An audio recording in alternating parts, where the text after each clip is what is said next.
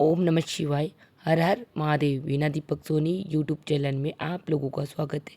आज मैं आप लोगों को इस वीडियो के माध्यम से हरियाली तीज व्रत की सरल पूजा विधि बताऊंगी। सर्वप्रथम तो आप सभी को हरियाली तीज की बहुत बहुत शुभकामनाएं। हरियाली तीज पर सुहागन महिलाएं अपने पति की लंबी आयु के लिए व्रत रखती है और खुशहाल वैवाहिक जीवन की कामना करती है। अविवाहित कन्याएं अच्छे वर की इच्छा पूर्ति के लिए भगवान शिव और माता पार्वती के लिए हरियाली तीज का व्रत रखती है। इस व्रत में भोलेनाथ और माँ गौरी की पूजा की जाती है।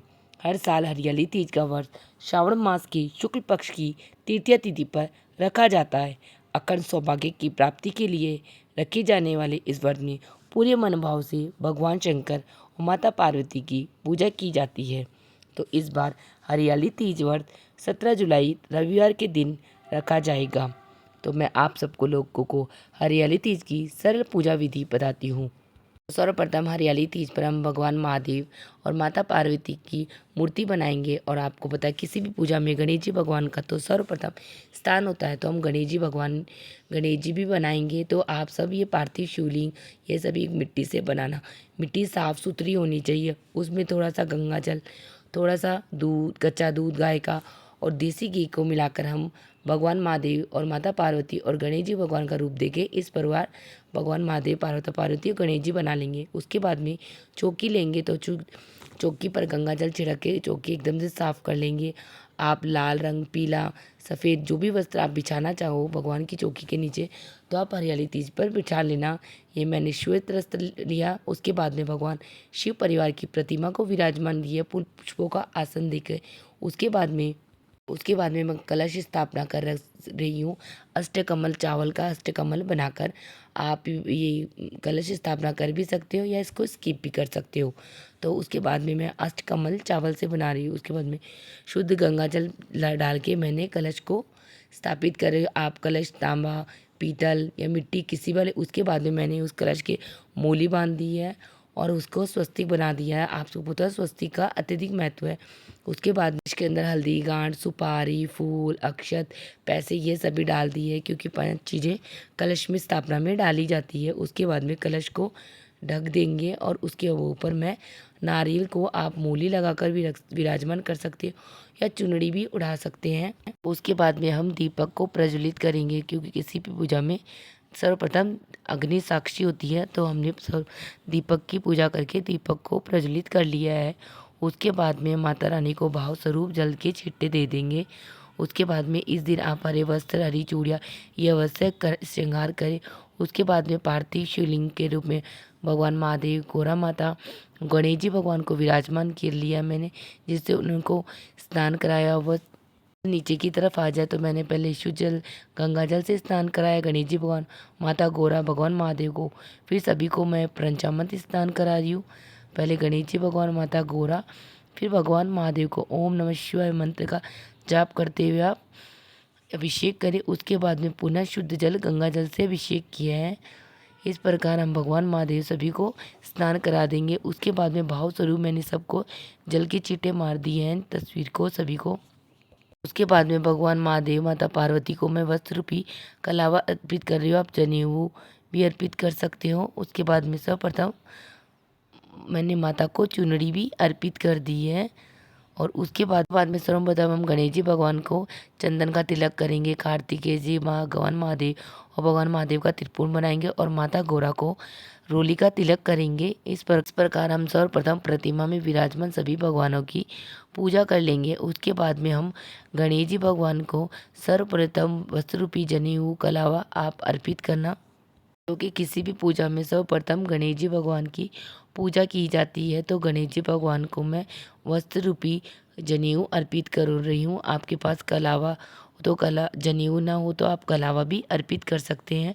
आप ओम नमः शिवाय मंत्र, फिर उसके बाद में मैंने माता गौरा को वस्त्र रूपी कलावा अर्पित किया और माँ को आप चुनरी अवश्य उड़ाएं। तो आप हरे रंग की, लाल, पिंक, जो आपके पास कलर की चुनरी हो माँ को अवश्य उड़ाए। उसके बाद में भगवान महादेव को भी वस्त्र रूपी जनेऊ मैंने अर्पित की है और कलावा भी अर्पित किया है।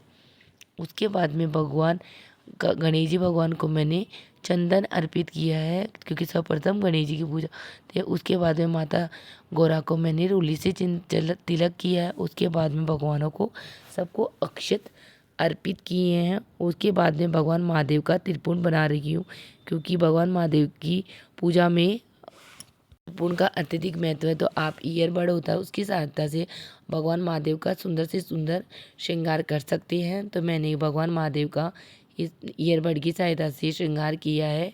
तो त्रिपुंड बनाकर आप सबको मेरे भगवान महादेव का श्रृंगार भी कैसा लग रहा मुझे कमेंट बॉक्स में कमेंट करके ज़रूर बताना। उसके बाद में भगवान महादेव को मैंने अक्षत अर्पित किए, गणेश जी, भगवान माता गौरा सभी को। उसके बाद में ओम नमः शिवाय मंत्र का उच्चारण करते हो गणेश जी भगवान और भगवान महादेव को सबको बेलपत्र, आप सबको पता भगवान महादेव को बेलपत्र अत्यधिक प्रिय हैं। तो ओम नमः शिवाय, ओम नमः शिवाय।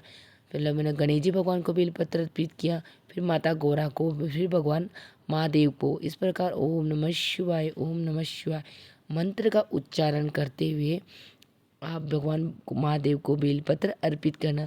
कहा जाता है कि हरियाली तीज पे अगर सच्चे मन से पूजा करते हैं तो भगवान महादेव हमारी मनोकामना अवश्य पूर्ण करते हैं। और जो कंवारी कन्याएं उस व्रत को करती है तो उन्हें अच्छा घर वर मिलता है। उसके बाद में माता गौरा को मैंने लाल पुष्प अर्पित किया है, और भगवान महादेव को भी कन्या का पुष्प प्रिय किया, क्योंकि भगवान महादेव को कनेर का पुष्प अत्यधिक प्रिय है। और उसके बाद में उन्हें श्वेत पुष्प भी अर्पित किया। इस प्रकार ओम नमः शिवाय मंत्र का उच्चारण करते हुए मैंने भगवान महादेव, गणेश जी भगवान सभी को शमी पत्र और भगवान महादेव को जो जो प्रिय है वह सभी अर्पित करके जा रही हूँ। और ओम नमः शिवाय मंत्र का जाप भी करती जा रही हूँ। और आपके पास 5, 7, 11 जितने भी बेलपत्र हो वह सभी आप भगवान को, महादेव को अर्पित करना। उसके बाद में गणेश जी भगवान को दुर्वा अत्यधिक प्रिय है, तो मैंने उनको दुर्वा अर्पित की है। भगवान महादेव को मैंने श्वेत पुष्प अर्पित किया है, क्योंकि उन्हें श्वेत पुष्प अत्यधिक प्रिय है। इस प्रकार जो भी आपके पास भगवान महादेव के श्रृंगार के लिए फूल हो वह आप सभी ओम नमः शिवाय मंत्र का जाप करते हुए भगवान महादेव को अर्पित कर सकते हैं। तो मैं ओम नमः शिवाय, ओम नमः शिवाय, ओम नमः शिवाय मंत्र का जाप करते हुए भगवान महादेव को शमी पत्र, धतूरे के फूल, मदार के फूल, आपके पास जो भी हो वह सभी फूल पुष्प भगवान महादेव, माता पार्वती, गणेश जी भगवान को अर्पित कर सकते हैं। उसके बाद में आपके पास जो भी भगवान महादेव की प्रिय वस्तु है वह सभी भगवान महादेव को अर्पित करना। ओम नमः शिवाय मंत्र, तो मैं भगवान के मंत्रों का जाप करती हुई भगवान के पसंदीदा फूल अर्पित कर रही हूँ। आप भी इस प्रकार भगवान महादेव को अर्पित करना।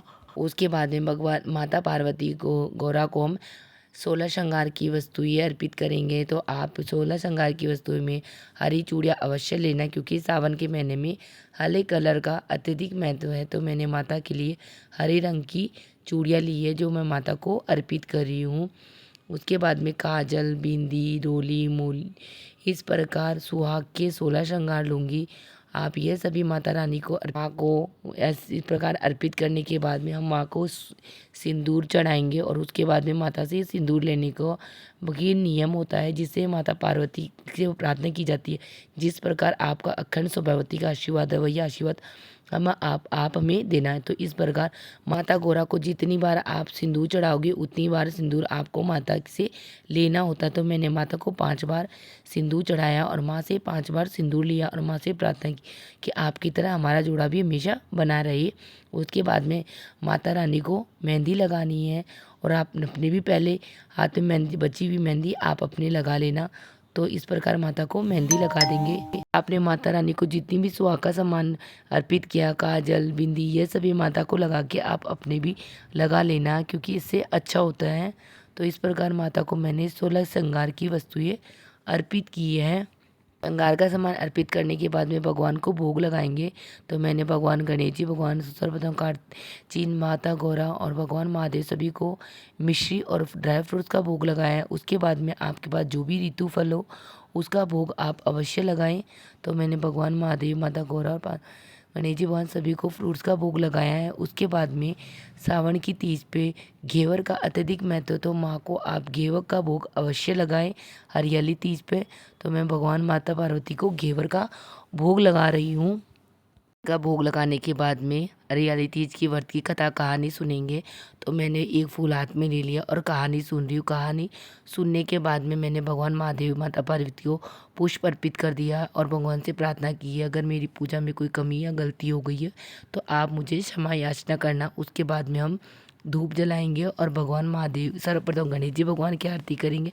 उसके बाद में माता गौरा, पार्वती माता और भगवान महादेव की आरती करेंगे। आरती आप इस दीपक की भी कर सकते हैं और अलग से कपूर की आरती भी कर सकते हैं। तो मैंने कपूर की आरती कर रही हूँ तो कपूर ले लिया है। तो सर्वप्रथम गणेश जी भगवान की आरती करेंगे, उसके बाद में भगवान महादेव माता पार्वती की आरती कर ली है। आपने सुबह पूजा की तो शाम के समय फिर से प्रदोष काल में पूजा करके शाम को विसर्जन कर सकते हो। अगर आप शाम को पूजा कर रहे हो तो हम दूसरे दिन विसर्जन करेंगे। इस प्रकार यह चौकी इस प्रकार लगी रहेगी। उसके बाद में अगर आपके हरियाली तीज पर डाला जाता है तो ये जो घेवर हमने भगवान महादेव माता पार्वती को लगाया था, इस घेवर पे प्रदक्षिणा जितनी आपकी श्रद्धा उसे रख के हाथ फेर के 7 बार फिर सास को या किसी ब्राह्मण को दान कर देंगे।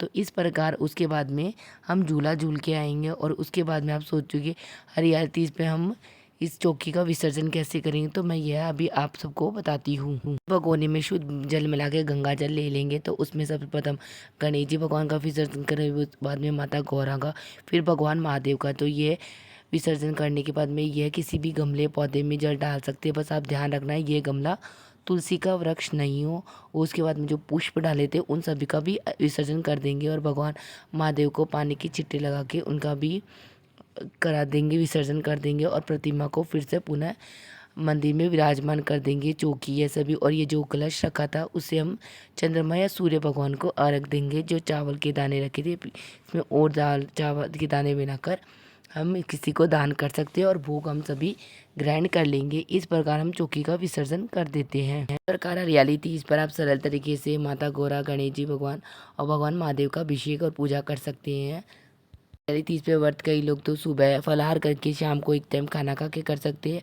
या फलाहार करके दूसरे दिन व्रत का प्रायण कर सकते हो। तो इस प्रकार आपको मेरी हरियाली तीज की व्रत की पूजा विधि कैसी लगी मुझे कमेंट बॉक्स में हर हर महादेव लिख के ज़रूर बताना।